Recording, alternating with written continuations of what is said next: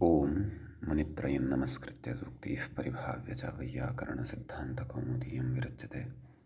सर्वेभ्यः श्रोतृभ्यः नमः। अस्माभिः गतपाठे यद्यत् पठितं तद् एकवारं स्मरामः।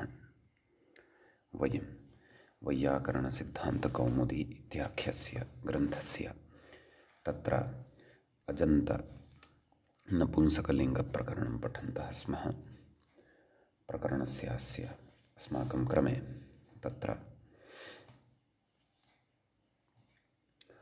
चतुर्थः पाठः गतपाठः प्रवृत्तः। अस्मिन् चतुर्थे पादे सर्वादौ तावत् अस्माभिः अजारा न स इ इत्यवस्थायां सान्तमहतः संयोगस्य इति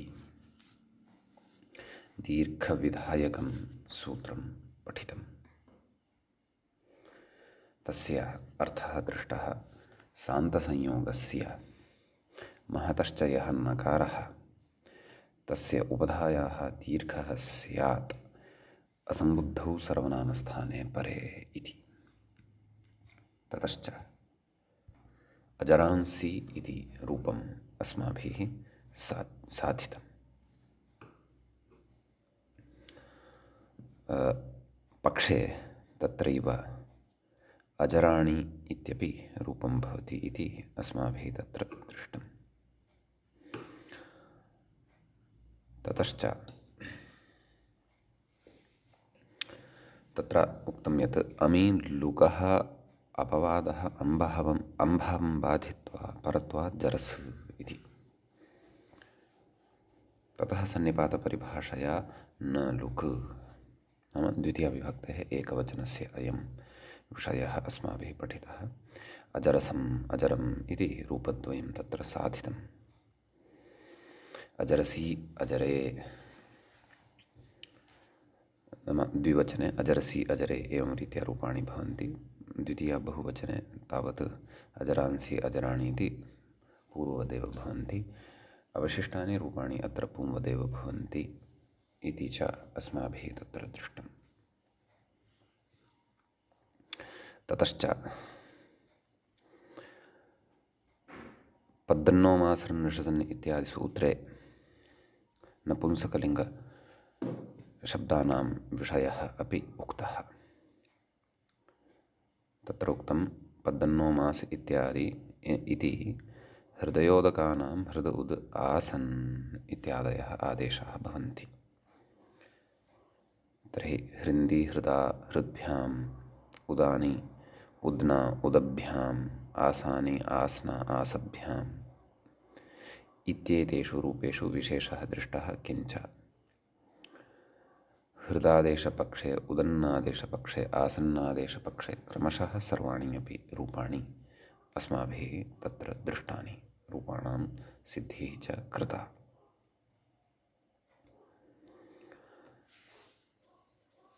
गतपाठस्य अन्ते व्याख्यायाः पङ्क्तयः इत्थम् आसन्। शसादौ विशेषमाः आसानि इत्यादि उदन्नादेशवद्रूपाणि इत्यादीनि आस्ने आस्नः आस्नः आस्नोः आस्नि आसनि आस्नोः आससु आसन्नभावपक्षे ज्ञानवत् इति इमाः पङ्क्तयः गतपाठस्य अन्ते अस्माभिः पठिताः अभूवन्। अयं तत्र चतुर्थः पाठः अजन्तनपुंसकलिङ्गप्रकरणस्य अस्माकं क्रमे सम्पन्नः। अधुना तावत् अजन्तनपुंसकलिङ्गप्रकरणस्यास्य पञ्चमः पाठः अग्रे आरब्धो भवति। तत्र अग्रे कथयति व्याख्याता मांसशब्दोऽपि सुटिज्ञानवत् इति।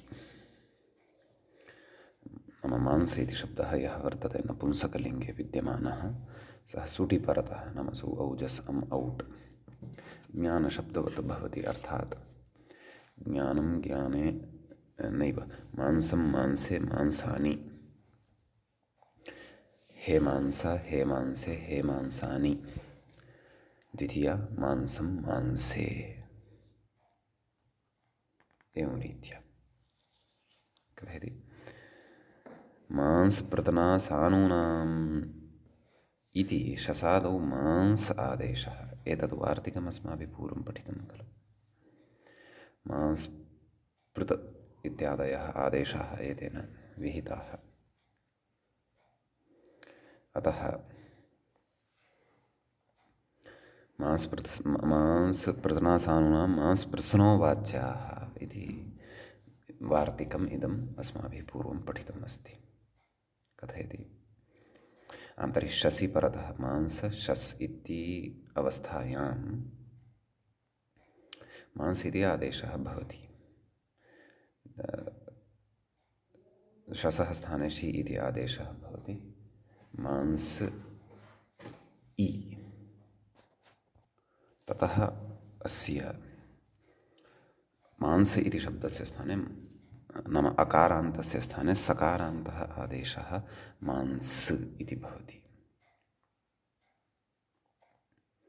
कथयति अग्रे अत्र नकारस्य नश्चापदान्तस्य झलिति कृतानुस्वारस्य निर्देशः इति। मांस इत्यत्र वस्तुतः नकारः वर्तते सकारात् पूर्वं यः आदेशः वर्तते तस्य नश्चापदान्तस्य झलि इत्यनेन सूत्रेण अनुस्वारः क्रियते। मांस इति भवति तस्य तत्र द्वितीया बहुवचने मांसि इति रूपं भवति।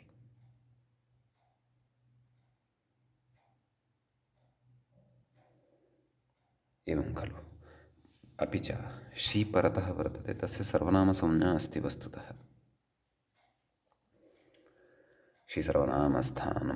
शीसर्वनामस्थानम् इत्यनेन सर्वनामसंज्ञा यदि अस्ति तर्हि वस्तुतः अत्र झलन्तलक्षणः नुं स्यात्। एकः नकारः तु स्वाभाव्येन एव वर्तते। मांसप्रतनासानूनां मांसप्रत्सनो वक्तव्याः। मांसप्रत्सनो वक्तव्याः इति नास्ति, मांसप्रत्सनो वक्तव्याः।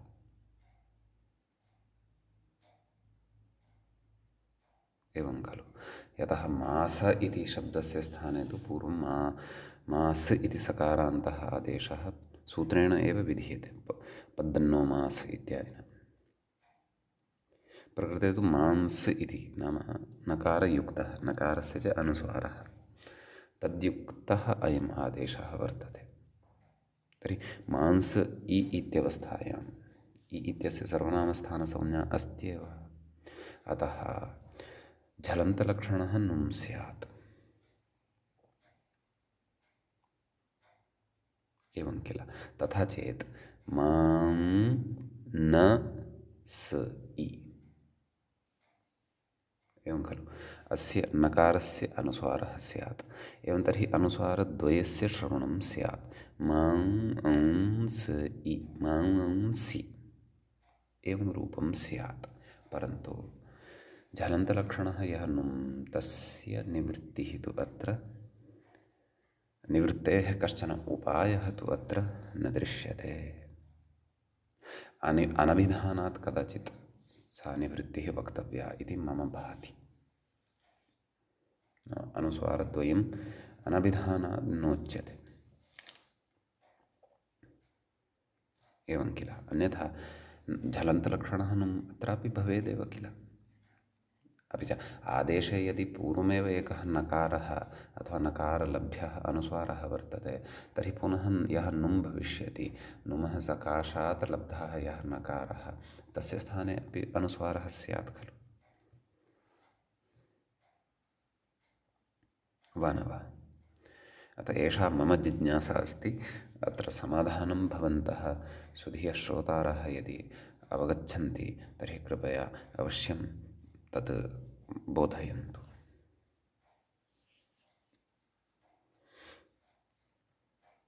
समीचीनं। कथयति एतदुक्तवान् खलु। अत्र नकारस्य नश्चापदान्तस्य झलिति कृतानुस्वारस्य निषेधः अत एव आह मान्भ्याम् इति। खलु। नाम एतत् तृतीयाविभक्तेः द्विवचनस्य विषयः वर्तते वस्तुतः। तृतीयाविभक्तेः द्विवचनस्य विषयः भवति मान्भ्याम् इति। एकवचने तु मांसा मांसेन इति रूपद्वयं। मांस इति आदेशपक्षे मांसा एवं किल, तदभावपक्षे मांसेन इति रूपं भवति। द्विवचने मान्भ्यां तत्र व्याख्याता कथयति मांस आदेशे सकारस्य संयोगान्तलोपे सति निमित्तापायात् अनुस्वारनिवृत्तौ रूपम्। एवं खलु, सकारस्य संयोगान्तलोपः भवति, ततः परतः झल्वर्णः नास्ति।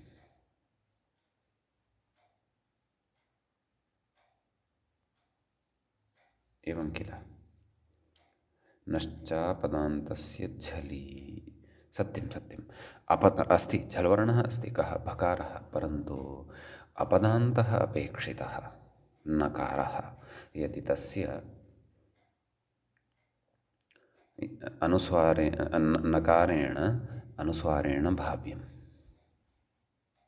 यः नकारः अस्ति सः अनुस्वारत्वेन कदा भवति, यदा सः नकारः अपदान्तः भवति, नश्चापदान्तस्य झलि इति खलु उच्यते। अत्र तु सकारस्य लोपात् परं यः अयं नकारः वर्तते सः नकारः पदान्तः लभ्यते, यतोहि स्वादिषु सर्वनामस्थाने इत्यनेन मांस इत्यस्य पदसंज्ञा अस्ति।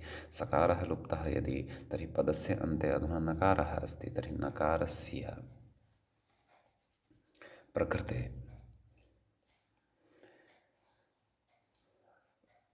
अनुस्वारः न भवति, अतः नकारस्य श्रवणं तथैव भवति। अतः मान्भ्याम् इति रूपं भवति द्विवचने, पक्षे मांसाभ्याम् इति च।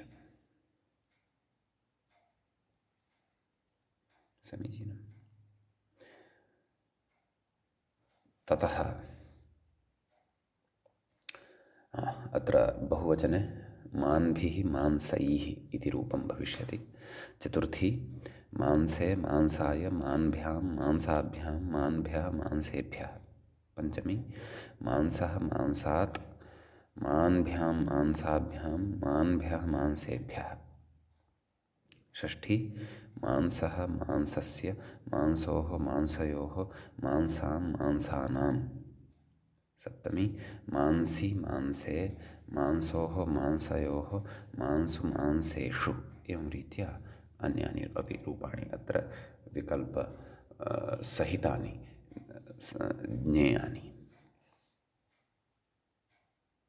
समीचीनम्। इति मांसशब्दविषये कश्चन विशेषः उक्तः। अग्रे कं विचारम् उपस्थापयन्नस्ति व्याख्याता ग्रन्थकारश्च इति पश्यामः। व्याख्याता कथयति अथ सुट्यपि हृदाद्यादेशं साधयितुमाह। नाम सुटि परतः अपि शसादौ इत्युक्तं खलु। सुटि परतः अपि क्वचित् हृदाद्याः आदेशाः भवन्ति। यद्यपि अयं विषयः अस्माभिः ककुद्दोषणी इत्यादि भाष्यप्रयोगसाधनसन्दर्भे हृन्मानसं मनः हृत् इति प्रयोगस्य च साधनसमये तत्र श्रुतः आसीत्, परन्तु तथापि अत्र प्रकरणे प्रयोजनवशात् सः विषयः अत्र पुनः चर्च्यमानः वर्तते। कथयति वस्तुस्त्विति इत्युक्तमिति मूले पश्यन्तु। वस्तुतस्तु प्रभृतिग्रहणं प्रकारार्थम् इत्युक्तम्। क्व पद्दन्नो मासृन्नृषसन् दोषन् यकिञ्चकन्नुतन्नासञ्छस् प्रभृतिषु इत्यस्मिन् सूत्रे प्रभृतिग्रहणं यद् वर्तते तद् प्रकारार्थं वर्तते, न तु आरम्भवाचकं। तेन क्वचित् सुटिपरतः अपि दृश्यन्ते एते पदादयः आदेशाः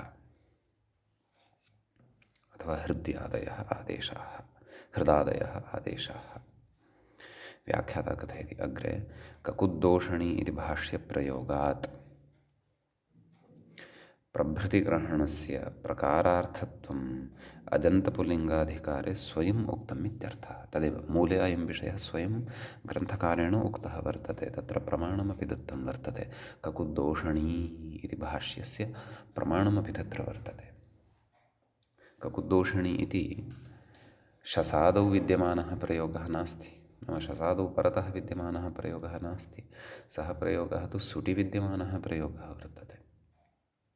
तथापि तत्र दोषशब्दस्य दोषन् इति आदेशे सति दोषणी इति प्रयोगः दृश्यते।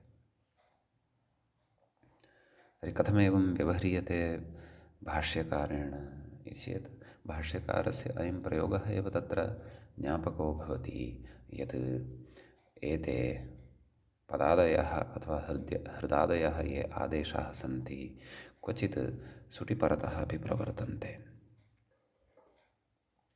कथयति अग्रे ननु प्रभृतिग्रहणस्य प्रकारार्थत्वे प्रत्ययत्वेन सादृश्यविवक्षायां प्रभृतिग्रहणस्य प्रकारार्थत्वं तत्र गृह्यते खलु। अतः प्रत्ययत्वेन सादृश्यविवक्षा तत्र उच्यते। नाम यथा शसादयः प्रत्ययाः वर्तन्ते तद्वत् अन्येपि ये प्रत्ययाः वर्तन्ते के स्वौजस अम् औट्। यथा प्रत्ययधर्मः शसादिषु वर्तते तादृश एव प्रत्ययधर्मः सुटि अपि वर्तते खलु। कथयति प्रथमा एकवचने हृत् इति प्रयोगः अनुपपन्नः। प्रथमाविभक्तेः एकवचने हृत् इति प्रयोगः न सिद्ध्येत्। हृदय इत्यस्य स्थाने हृत् इति आदेशः भवति खलु पद्नुमास् इत्यनेन। नाम अयं प्रयोगः तर्हि न सम्भवति। नाम प्रभृतिग्रहणस्य प्रकारार्थत्वं स्वीकृतं चेदपि अयं प्रयोगः न सिद्ध्यति। कुतः? नाम पूर्वपक्षी इदं कथयन्नस्ति। प्रयोगः तु अस्ति एव, साधयिष्यते एव, परन्तु किं कुतः न भवति इति कथयन्नस्ति अग्रे। कथयति सोर्लुकालुप्तत्वेन प्रत्ययलक्षणस्याप्यभावात्। हृदयशब्दात् सुप्रत्ययः विधीयते खलु, हृदादेशः क्रियते। हृदादेशे सति तस्य अदन्तत्वम् अधुना नास्ति, येन अतोम् इति प्रवर्तेत। अतः तत्र सुप्रत्ययः यः भवति तस्य सुप्रत्ययस्य लुक् भवति नपुंसकाच्च।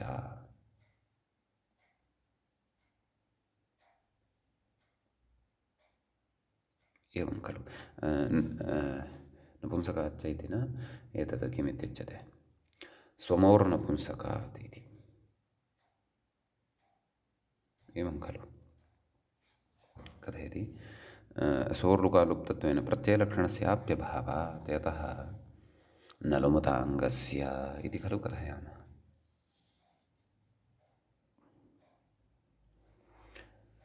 यतः तत्र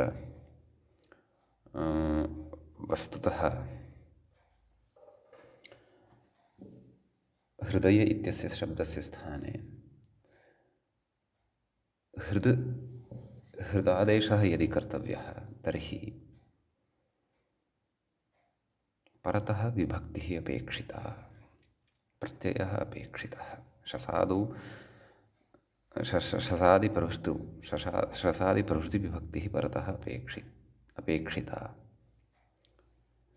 तर्हि वस्तुतः प्रकृते हृदय इत्यवस्थायामेव लुकः प्रवृत्तिः अत्र अवलोक्यमाना वर्तते। अन्यथा यदि परतः विभक्तिः, नाम यदि लुकः प्राक् हृदादेशः स्यात्, नाम विभक्तेः लुकः प्राक् यदि हृदादेशः स्यात् तर्हि तु क्लेशः नास्ति, तर्हि तु सम्पन्नं रूपम्। वानव तर्हि अत्र आदौ एव लुकः प्रवृत्तिः दर्शनीया, नाम हृदयसु इत्यवस्थायामेव। परन्तु हृदयसु इत्यवस्थायां लुकः प्रवृत्तिः नाम लुक् न प्रवर्तते खलु। कुतः? यतः अतोम् इत्यस्य प्रवृत्तिः वर्तते। यतः यावता आदेशो न भवति तावता तु तत्र हृदय इत्यस्य अदन्तत्वमस्ति एव खलु। अदन्तत्वमस्ति चेत् सुस्थाने इति अम् भवत्येव खलु। आम्, अमादेशानन्तरं हृदादेशः कृतः चेत् ततः तदनन्तरं स्वमूर्णपुंसकात् इत्यनेन तस्य अमः लुक् भवितुम् अर्हति। अस्तु, पश्यामः किं कथयन्नस्ति अग्रे व्याख्याता। कथयति, ननु प्रभृतिग्रहणस्य प्रकारार्थत्वे प्रत्ययत्वेन सादृश्यविवक्षायां प्रथमैकवचने हृदिति प्रयोगः अनुपपन्नः। तत्र कारणं कथयति, सोर्लुकालुप्तत्वेन प्रत्ययलक्षणस्याप्यभावात्। नाम सुः यः वर्तते सः लुकालुप्यते, एवं खलु, स्वमूर्णपुंसकात् मानवः। अतः प्रत्ययलक्षणस्य नाम नलवताङ्गस्य इति तत्र प्रवर्तते इति। सम्यक्। वस्तुतः तदेव अत्र सा एव जिज्ञासा अस्ति, कथम् अत्र स्वमूर्णपुंसकात् इति प्रवर्तेत, यतः तत्प्रबाध्य अतोम् इति भवति खलु। अस्तु, पश्यामः अग्रे। तदनित्यत्वाश्रयणे च मानाभावात्। नाम तत्र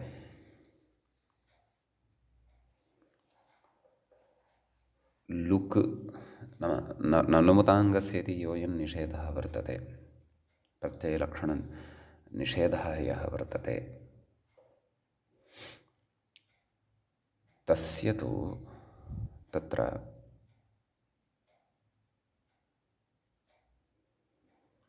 अनित्यत्वं भवति। सः न विषयः नित्यः इति अस्ति।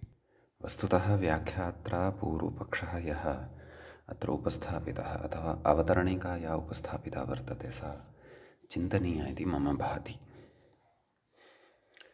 वस्तुतः मूले एतादृशी चर्चा न कृता वर्तते। मूले पश्यामः, वस्तुतस्तु प्रभृतिग्रहणं प्रकारार्थम् इत्युक्तम्। अत एव भाष्ये मांसपच्न्याः उखायाः इत्युदाहृतम् इत्युच्यते। यतोहि अत्र सैव जिज्ञासा भवति खलु। नाम अस्मिन् पूर्वपक्षे यत् कथयन्नस्ति किं नाम हृतिति प्रयोगः अनुपपन्नः, तत्र कारणम् इदं यत् कथयति किं सोर्लुकालुप्तत्वेन प्रत्ययलक्षणस्याप्यभावात् इति। मानव सोः लुक् कदा स्यात्? यदा हृदादेशः जातः स्यात्, ततः परमेव स्यात्। क्योंकि क्षन्तव्यः, यतोहि हृदादेशे सति तत्र हृदादेशे सत्येव तस्य अदन्तत्वस्य अपायः खलु भवति हृद् इत्यस्य। यतोहि अदन्तत्वं यावता वर्तते, नाम यावता हृदादेशः न जातः वर्तते, तावता तु अतोम् इति वर्तते। स्वमूर्णपुंसकात् इत्यस्य बाधनाय अतो अम् इति अस्माकं सविधे अस्ति एव। तेन लुकि प्राप्ते खलु अतो अम् इति आरभ्यते। अत एव ज्ञानम् इत्यादिषु स्वमोः लुक् न भवति। समीचीनम्। आम्, स्वमोः लुक् भवितुमर्हति यदा हृदादेशः सम्पन्नः। हृदादेशः तु सुप्रत्ययपरतः यदि सम्पन्नः, तर्हि अत्र नलुमताङ्गस्य इत्यस्य इति विचारेण किम्? हृदादेशानन्तरं सः लुप्तः यदि कः तत्र सुप्रत्ययः अथवा अम् इति लुप्तः चेत्, तर्हि तस्य लुकालुप्तत्वेन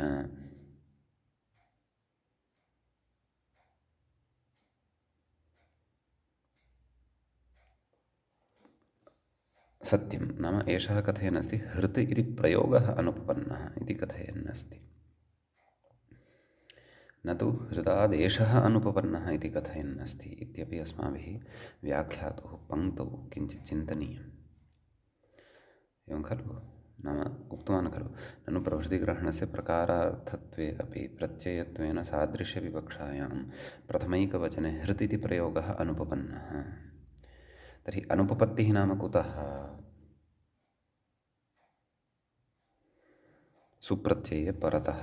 सुप्रत्ययस्य परतः अभावात्।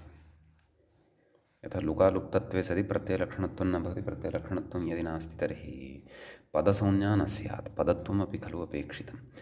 एवं रीत्या यदि पश्यामः तर्हि तु अनुपपत्तिः वक्तुं शक्यते, परन्तु हृदादेशाय तु अनुपपत्तिः न स्यात् इति मम मतिः।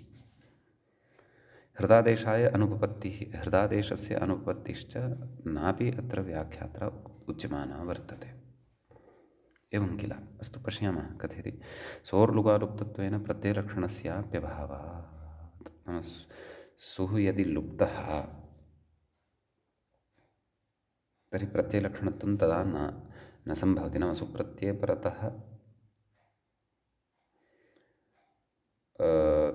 तत्र आदौ हृदादेशं कुर्मः, हृदादेशानन्तरं प्रत्ययलक्षणस्य सत्त्वेन तत्र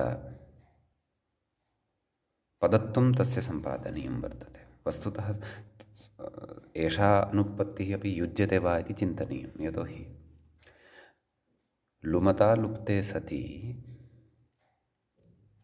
अङ्गकार्यं न भवति इत्युच्यते।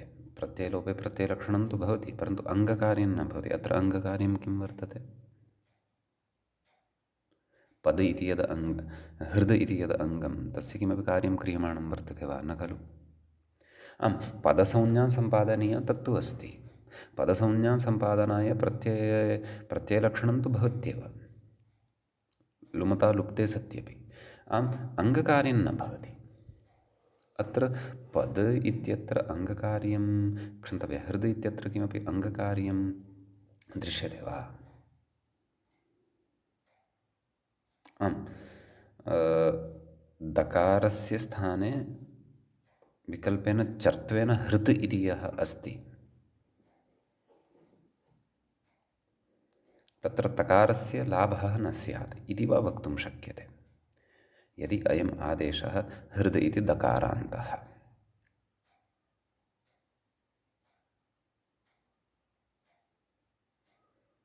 इत्येवं किल।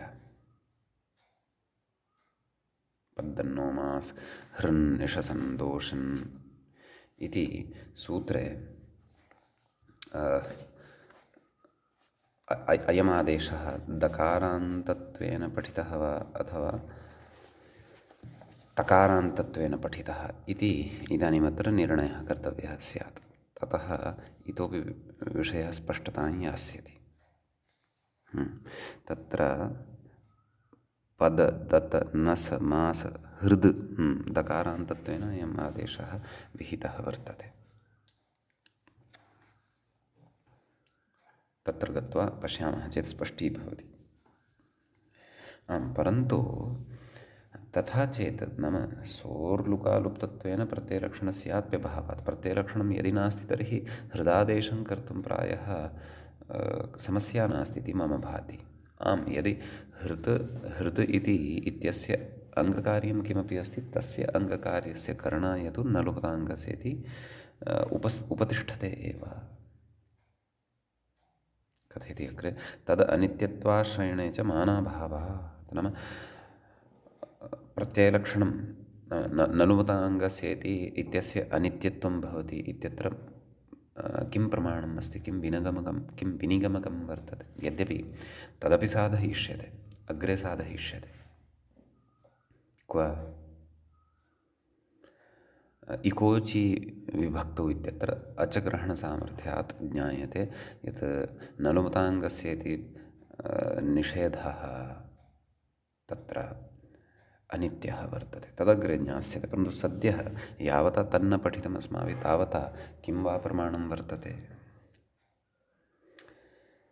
एवं खलु। परन्तु वस्तुतः मूले अयं विषयः प्राधान्येन न चर्च्यमानः वर्तते। मूले अयं विषयः वर्तते यत् सुटि परतः हृदादयः आदेशाः ये वर्तन्ते तत्र प्रमाणं विनिगमकं किं? यद्यपि तत् ककुद्दोषणि इत्यादीनि उदाहरणानि तत्र पूर्वम् उक्तान्येव।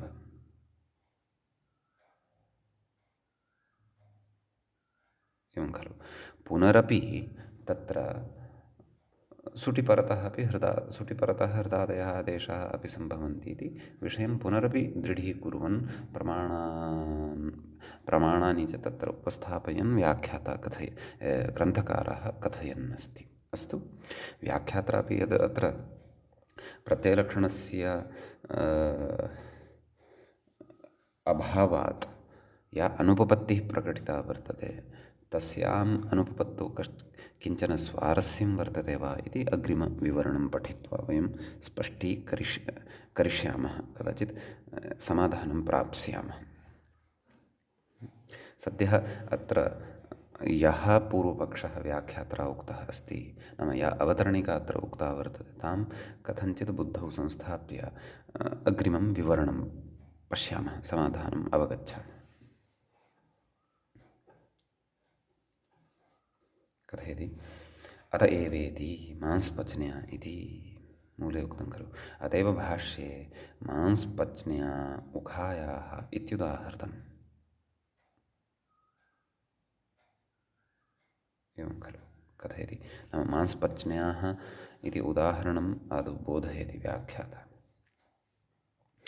पच्यते अस्याम् उखायाम् इति पचनी, नाम एषा उखा पचनी उखा वर्तते। उखा नाम पात्रविशेषः। कथयति अधिकरणे ल्युट् नाम पचनी इति। एवं खलु। नाम उखायाः विशेषणपदं यद् वर्तते पचनी इति, नाम एषा उखा पचनी अस्ति। कुतः पचनी अस्ति? यतः अस्यां पच्यते।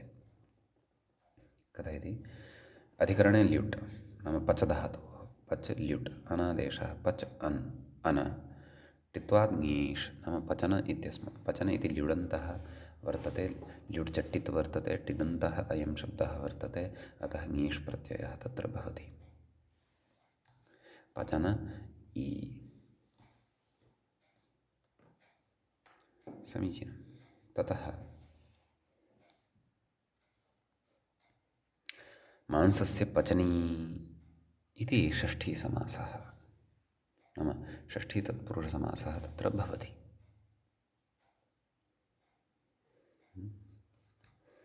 अग्रे कथयति अत्र नाम मांसस्य पचनी नाम मांसस्य पाकः यस्याम् उखायां भवति सा उखा मांसपचनी इति भवति।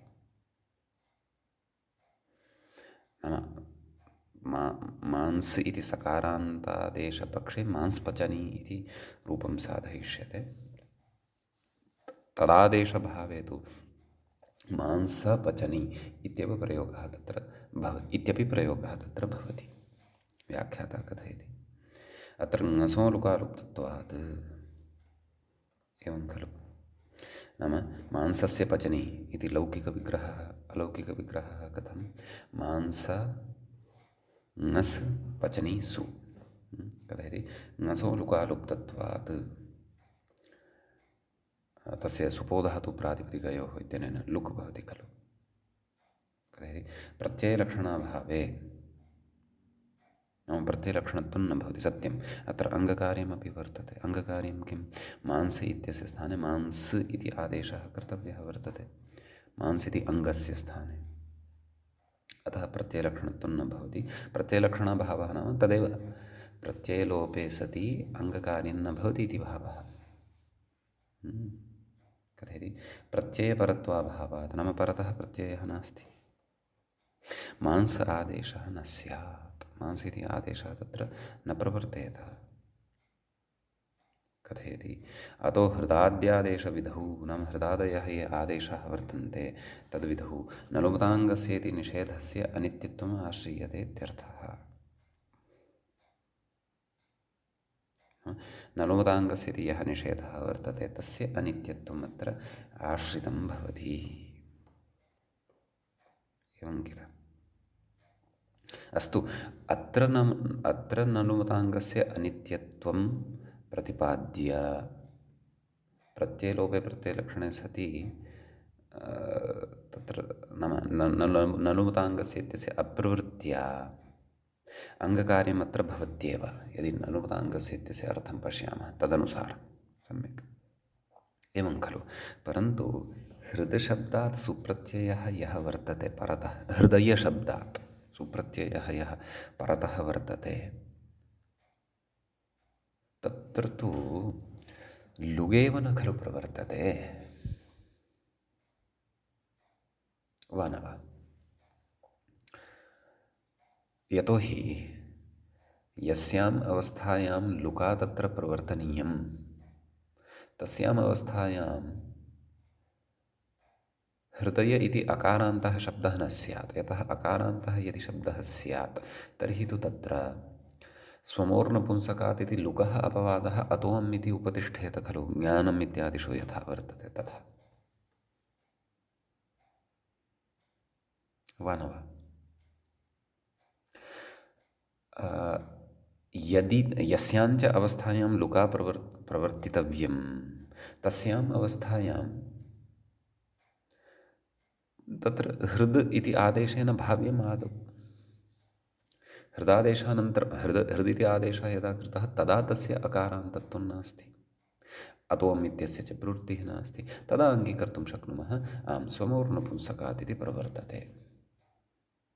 तेन प्रवर्तितव्यमपि, अन्यथा विभक्तेः श्रवणं तत्र भवेत्। स्वमोर्नपुंसकात् इति प्रवृत्तं चेत् सु इत्यस्य लोपः भवति खलु, सम्यक्। लोपे च सति तत्र पद नाम अङ्गकार्याभावात्, एवं किल? लोपे च सति अङ्गकार्याभावात् तत्र ननुमताङ्गस्य इति प्रवृत्तं चेदपि कः अपायः, का हानिः इति मम जिज्ञासा जायमाना वर्तते। यतोहि दधिवारी इत्यादिषु अपि तत्र नलुमताङ्ग नाम लुगेव खलु भवति, स्वमोर्नपुंसकादित्यनेन लुगेव भवति। तथापि दधिवारी इत्यादीनां प्रयोगाणां पदत्वं सम्पादनीयं। पदत्वसम्पादनाय प्रत्ययलक्षणत्वं तत्र भवत्येव खलु। नलुमताङ्गस्य इत्यस्य प्रत्ययलक्षणत्वं न भवेत् इति नाम प्रत्ययलक्षणे प्रत्ययलोपे प्रत्ययलक्षणे सति अङ्गकार्यं न स्यात् इत्येव खलु अस्माभिः अर्थः पठ्यते नलुमताङ्गस्य इत्यस्य, वा न? नाम प्रत्ययलक्षणः प्रत्ययलोपे प्रत्ययलक्षणं न भवति इत्यस्य अभिप्रायः कः, वा न वा? यतोहि लुमताशब्देन लुप्ते तन्निमित्तम् अङ्गकार्यं न स्यात् इति साक्षात् उक्तम्।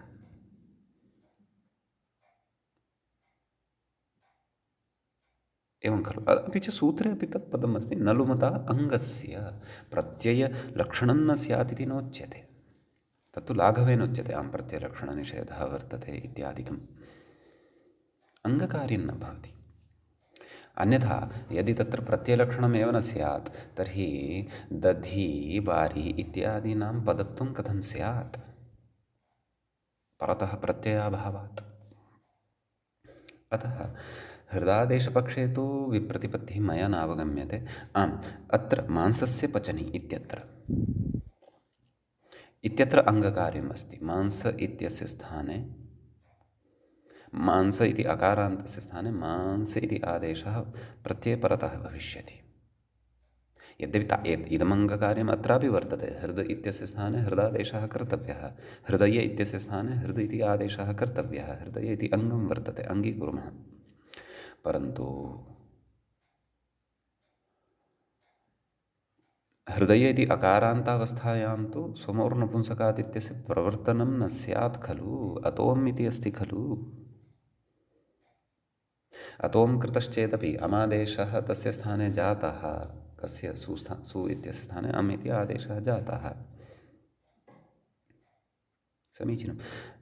स्थानिवद्भावेन तस्मिन्नपि प्रत्ययधर्मः अस्ति एव। प्रत्ययधर्मे सति प्रत्ययपरकत्वे च सति इदानीं हृदय इत्यस्य स्थाने हृदिति आदेशः भवितुम् अर्हत्येव खलु। आम्, शसादिप्रभृतिषु शस्प्रभृतिषु इत्यत्र प्रभृतिग्रहणं प्रकारवाचकम् इति उक्त्या क्वचित् प्रयोगसामर्थ्यात् हृदादयः आदेशाः भवन्त्येव इति ककुद्दोषणिति प्रमाणमादाय पूर्वमुक्तमेव वर्तते किल। अतः इदं चिन्तनीयं, नाम हृदयशब्दस्य हृदादेशार्थं तत्र नलुमताङ्गस्य इति बाधकं भवति वा न वा इति तु चिन्तनीयम्। आम्, मांस्पचनी इत्यत्र तस्य तद्बाधकत्वं भजते, अतः कृत्वा तत्र नलुमताङ्गस्य इत्यस्य अनित्यत्वम् आश्रित्य आम् अङ्गकार्यं भवत्येव। मांस इत्यस्य स्थाने मांस इति आदेशो भवति। यतः तत्र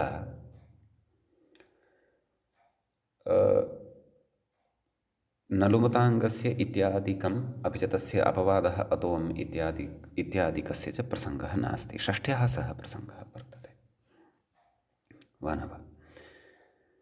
अस्तु, पश्यामः कथयति। अतः हृदाद्यादेशविधौ नलुमताङ्गस्य इति निषेधस्य अनित्यत्वम् आश्रीयते इत्यर्थः। व्याख्याता कथयति। अग्रे पुनः अत्र कश्चन पक्षः वर्तते। किं कथयति? ननु मांस्पच्न्याः इत्यत्र अन्तर्वर्तिनं ङसं लुप्तम् आश्रित्य मांस इत्यस्य अस्तिपदत्वम् एवं खलु, न अनित्यत्वम् आश्रितं चेदपि। कस्य? नलुमताङ्गस्य इत्यस्य। कथयति सुप्तिङन्तं पदमिति पदसंज्ञायाः प्रकृतिप्रत्ययधर्मत्वेन, नाम सुप्तिङन्तं पदं या पदसंज्ञा वर्तते सा पदसंज्ञा प्रकृतिप्रत्ययोः कश्चन सम्मिलितः धर्मः। कथयति केवल अङ्गधर्मत्वाभावेन अङ्गस्य एव केवलस्य पदत्वं न भवति खलु। अङ्गस्य एव धर्मः, नाम अङ्गमेव पदत्वं न भजते खलु। कथयति अङ्गधर्मत्वाभावेन अत्र नलुमताङ्गस्य इति निषेधस्य अप्रवृत्तेः एवं खलु। नाम नलुमताङ्गस्य इत्यस्य निषेधस्य प्रवृत्तिरेव न भवति। पुनः पठनीयं। मांसपचनया इत्यत्र अन्तर्वर्तिनं ङसं लुप्तम् आश्रित्य मांस इत्यस्य अस्तिपदत्वं, नाम मांस इत्यस्य पदत्वम् अस्ति एव, नाम तदेव प्रत्ययलोपे प्रत्ययलक्षणमिति भवत्येव। अङ्गकार्यस्य निषेधः उच्यते, सः निषेधः न प्रवर्तते। कुतः? मांसपचनया इति भाष्यप्रयोगसामर्थ्यात् नलुमताङ्गस्य इत्यस्य अनित्यत्वात् वा न वा। अस्तु, पश्यामः अग्रे किं कथयति। मांस इत्यस्य अस्ति पदत्वं, नाम मांसपचनी इत्यत्र मांस इत्यस्य पदत्वम् अस्ति। कथयति सुप्तिङन्तं पदमिति पदसंज्ञायाः प्रकृतिप्रत्ययधर्मत्वेन केवल आङ्गधर्मत्वाभावेन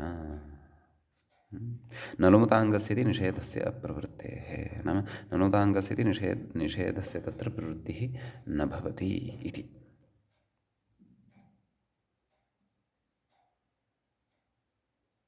प्रायः इदमपि तदेव, नाम नलुमताङ्गस्य इति अनित्यं भवति, तस्य अनित्यत्वं पुरस्कृत्य इदमुच्यमानं वर्तते इति भाति। अस्तु, अग्रे कथयति। अन्यथा राजपुरुष इत्यत्र कथं न लोपः? एवं खलु, नाम राजपुरुषः इति यः वर्तते तत्र नकारस्य लोपः कथं भवति? तस्य पदत्वम् अस्ति, अतः भवति खलु। ङस् इत्यस्य लोपः तत्र क्रियते वा न वा। ङसि सति तत्र प्रत्ययलक्षणत्वं समाश्रीयते। प्रत्ययलक्षणे सति तत्र अङ्गकार्यं यद् वर्तते तत् प्रवर्तते एव, तस्य अङ्गकार्यस्य निषेधो न भवति। कुतः न भवति? यतः नलुमताङ्गस्य इति विधिरेव वस्तुतः अनित्यः। कुतः मांसपच्न्याः उखायाः इति भाष्य प्रयोगः तत्र प्रमाणभूतः भवति। एवं किल? तर्हि तत्रापि न लोपः न स्यात्, राजपुरुषः इति प्रयोगश्च न स्यात्। अतः नलोपताङ्गस्य इत्यस्य अनित्यत्वं भाष्यस्य मांसपच्न्याः उखायाः इति प्रयोगं पुरस्कृत्य प्रतिपादनीयमेव अनित्यत्वम्। समीचीनम्। इत्यत आह किमाह भत्वा नैव अग्रे कथयति। ततश्च अत्र नाम मांसपचनी इत्यत्र सकारस्य संयोगान्तलोपः दुर्वारः। एवं खलु? पदत्वमस्ति मांस इत्यस्य। तर्हि तत्र अनुस्वारसकारयोः संयोगः अस्ति। अनुस्वारः स्वरेषु अपि अन्तर्भवति, शर्षु अपि अन्तर्भवति। अकारोपरि अपि तस्य पाठः भवति, शर्षु अपि तस्य पाठः भवति। शर्षु पाठः यदि स्वीक्रियेत तर्हि तस्य व्यञ्जनत्वं वर्तते एव, हल्त्वं वर्तते एव। हल्त्वं यदि अस्ति तर्हि हलोनन्तराः संयोगः इत्यनेन अनुस्वारसकारयोः संयोगे सति संयोगान्तस्य लोपः इत्यनेन सकारस्य लोपः स्यात्। एषा अन्या समस्या इदानीम् उत्पन्ना वर्तते अस्माकं पुरतः। एवं खलु? तर्हि कथं निवारणं स्यात् अस्याः समस्यायाः? तत्र किञ्चिदुच्यते। भत्वात् संयोगान्तलोपो नेति मूले पश्यन्तु। अयस्मयादित्वेन भत्वात् संयोगान्तलोपो न इति।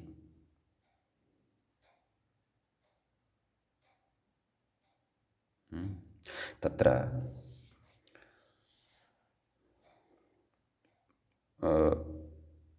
भत्तुं नाम मांस इत्यस्य भसौञ्ज्ञा वर्तते। भसौञ्ज्ञा केन क्रियते? एतावता अस्माभिः भसौञ्ज्ञायाः क्षेत्रं यत् पठितम् एकमेव क्षेत्रं खलु ज्ञातं, यचिभं प्रसिद्धं तदेव वर्तते। तस्य भसौञ्ज्ञा अत्र कथं?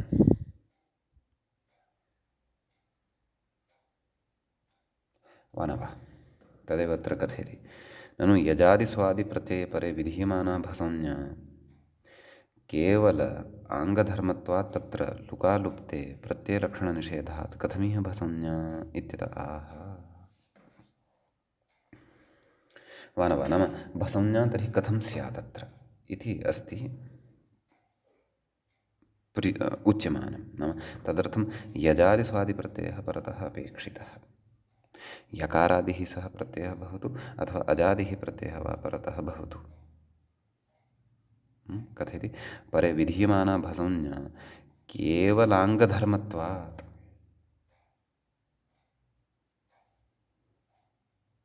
एवं खलु? नाम मांस इत्यस्य अङ्गत्वमेव यदि स्वीक्रियते तत्र लुकालुप्ते नाम लुकालोपः कृतः वर्तते कस्य? ङसः प्रत्ययलक्षणनिषेधात्। नाम प्रत्ययलक्षणत्वं न भवति, नाम अङ्गकार्यं न भवति।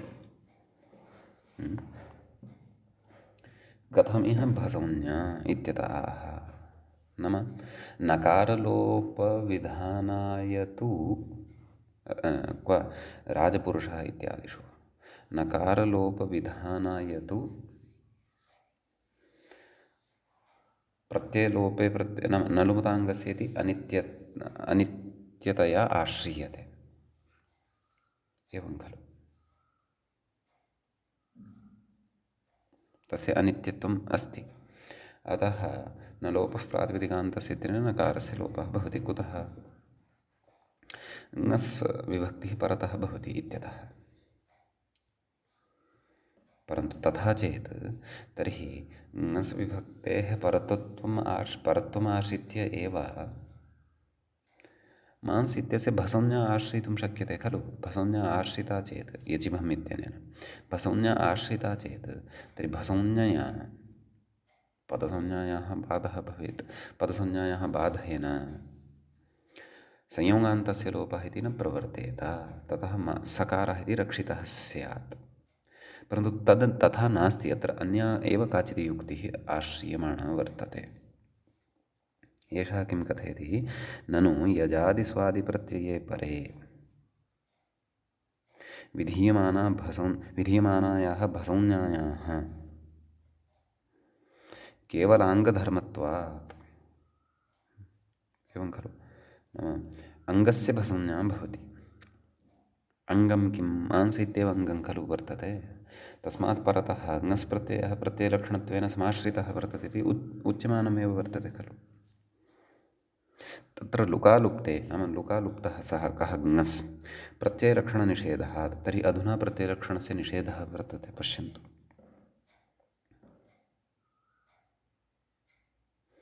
एवं किल, मांस इत्यस्य स्थाने अकारस्य, नाम अकारान्तस्य मांस इत्यस्य स्थाने मांस इति सकारान्तः आदेशः कर्तव्यः, तदा तु प्रत्ययलक्षणत्वं सर्वं स्वीकृतम्। परन्तु इदानीं सकारस्य मांस इत्यस्य भसौज्ञा कर्तव्या इत्यतः इदानीं प्रत्ययलक्षणस्य निषेधः उच्यमानः वर्तते। अस्तु, पश्यामः कथमिह भसौज्ञा, नाम अत्र भसौज्ञा कथं स्यात्। एवं खलु, अयम् इदानीम् अत्र कश्चन विमर्शः क्रियमाणः वर्तते।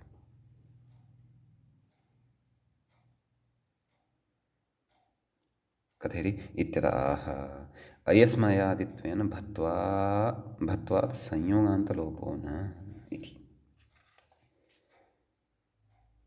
नाम अयस्मयादीनि छन्दसि इति एकं सूत्रं वर्तते। तत्सूत्रं यद्यपि अग्रे अस्माभिः पठिष्यते, एतावता तत्सूत्रगतः विचारः न कृतः वर्तते। एवं खलु, कः तस्य अर्थः? एतानि छन्दसि साधूनि, नाम अयस्मयादिगणः कश्चन वर्तते। अतः छन्दसि अर्थात् वेदे साधुत्वं भजन्ते, अर्थात् पदसंज्ञाधिकारात् यथा योग्यं संज्ञाद्वयं बोध्यं। नाम अयस्मयादिनि छन्दसि इत्यनेन सूत्रेण पदसंज्ञा अपि विधीयते, भसंज्ञा अपि विधीयते। लक्ष्यं पुरस्कृत्य यत्र पदसंज्ञायाः अपेक्षा वर्तते तत्र पदसंज्ञा भवति, लक्ष्यं पुरस्कृत्य एव यत्र भसंज्ञायाः अपेक्षा वर्तते तत्र भसंज्ञा एव भवति इति वेदे सा व्यवस्था भवति।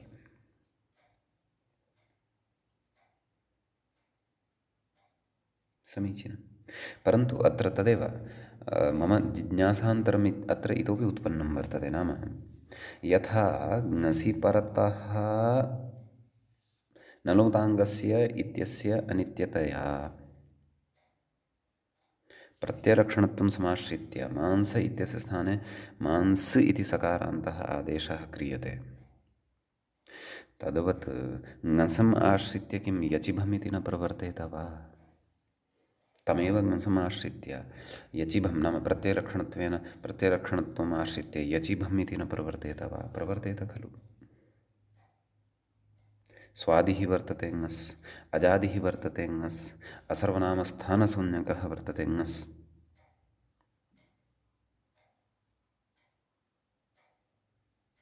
वा न वा? तथापि युक्त्यन्तरमत्र यदाश्रियमाणं वर्तते, नाम भसंज्ञा सम्पादनाय अयस्मयादीनि छन्दसि इत्यस्मिन् गणे, अयस्मयादिगणे मांस् पचने इति शब्दस्य अन्तर्भावं कृत्वा मांस् इति शब्दस्य भसंज्ञा अस्ति प्रतिपाद्यमाना अत्र। एवं खलु। ततः नाम भसंज्ञायाः प्रतिपादनं कृत्वा ततः अत्र उच्यमानं वर्तते यत् संयोगान्तस्य लोपः इति न प्रवर्तते इति।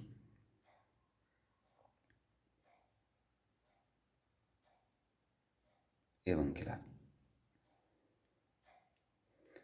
कथयति, लुकालुप्ते प्रत्ययलक्षणनिषेधात् कथमिह भसंज्ञा इत्यतः अयस्मयादिनि छन्दसि इति व्याख्याता अग्रे कथयति, मांस आदेशस्य अयस्मयादि गणपठितत्वात्, नाम अयमादेशः अयस्मयादिगणे पठितः वर्तते, अयस्मयादिनि छन्दसि इति भत्वम् इत्यर्थः। नाम अयस्मयादीनि छन्दसि इत्यनेन भत्वं तत्र भवति इति भावः। समीचीनम्। अपि च अयस्मयादीनि छन्दसि इत्यत्र यद्यपि मांसि इति साक्षात् न दृश्येत अयम् आदेशः, परन्तु सः आकृतिगणः भवति। आकृतिगणत्वात् सः आदेशः तत्र अवगन्तव्यः। तस्मात् अत्र पदसंज्ञा अपि न भवति, भसंज्ञा भवति। भसंज्ञाकारणात् प्रकृते भत्वं प्रवर्तते। भत्वात् पदसंज्ञायाः बाधात् तत्र संयोगान्तस्य लोपः इति न प्रवर्तते इति भावः। एवं किल। परन्तु अस्माकिना या जिज्ञासा वर्तते तस्याः जिज्ञासायाः समाधानं मया तु न प्राप्तम्। उद्ग्रन्थः एकवारं द्रष्टव्यः, शेखरग्रन्थः द्रष्टव्यः।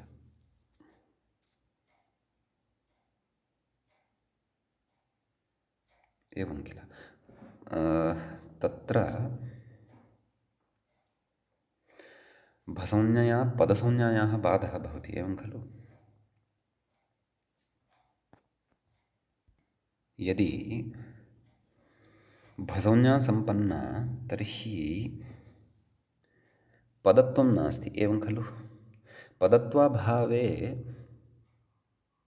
हृद् इत्यस्य पदत्वं नास्ति। अथवा मांसपचन इत्यत्र मांस इत्यस्य पदत्वं नास्ति। पदत्वाभावे सति वस्तुतः मांसस्य नाम मांस इति आदेशादपि प्राक्तनीं स्थितिं चिन्तयामः। मांसस्य पचनी, मांसङस् पचनी सु इति वर्तते, सुब्लुक् मांसपचनी। तत्र ङस् इति प्रत्ययलक्षणत्वेन आश्रितश्चेदपि, नाम तत्र भसंज्ञा अस्ति चेदपि मांस इत्यस्य मांसादेशे कर्तव्ये तु बाधो नास्ति खलु, वा न वा। यतः भसंज्ञा स्यान्नाम, परन्तु शसादिः विभक्तिः तु परतः वर्तते एव, सा च ङस् इति वर्तते। अतः तत्र तु क्लेशः न स्यात्।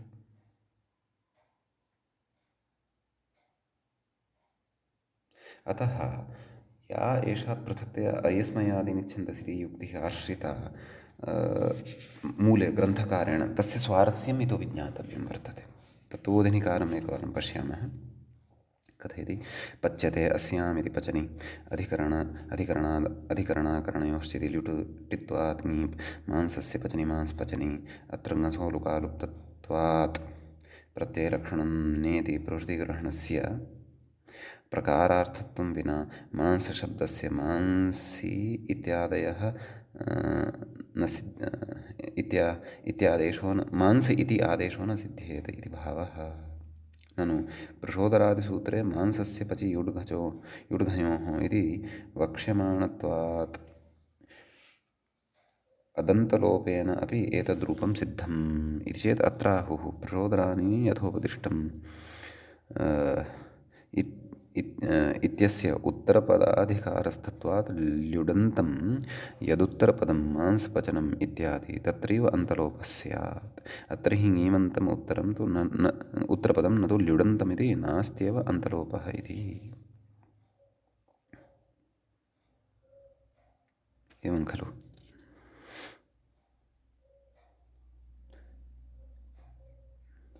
अतः पुनः इतः नाम अन्तलोपविषये किञ्चित् चर्चा एतेन कृता इति तु दृश्यमानं वर्तते। मांसपचनि इत्येतत् अत्र पूर्वपक्षः अत्र अवगन्तव्यः स्यात्। ननु प्रचोदरादिसूत्रे मांसस्य पचि युड्घचोः इति वक्ष्यमाणत्वात् अन्तलोपेन अपि एतद्रूपं सिद्धम्। ओहो, अन्तलोपेनापि इदं रूपं सिद्धं भवति, सत्यम्। अयं भिन्नः विषयः, परन्तु अयस्मयादित्वेन अत्र भत्वस्य सम्पादनं कर्तव्यं, तद्विना न शक्यते इत्यत्र किञ्चित् चिन्तनीयम् अस्ति। विचिन्त्य अहम् अग्रिमे पाठे अत्र इतोपि किञ्चित् उक्त्वा अग्रे गमिष्यामि। अद्यतनपाठः तावत् अत्रैव अस्माभिः उपसंह्रियते। अत्रैव मङ्गलं कुर्मः। मुनित्रयं नमस्कृत्य सूक्तिः परिभाव्य च वैयाकरणसिद्धान्तकौमुदीयं विरच्यते। एवञ्च अजन्तनपुंसकलिङ्गप्रकरणस्यास्य अस्माकं क्रमे पञ्चमः पाठः सम्पन्नतां गतः। नमः सर्वेभ्यः श्रोतृभ्यः।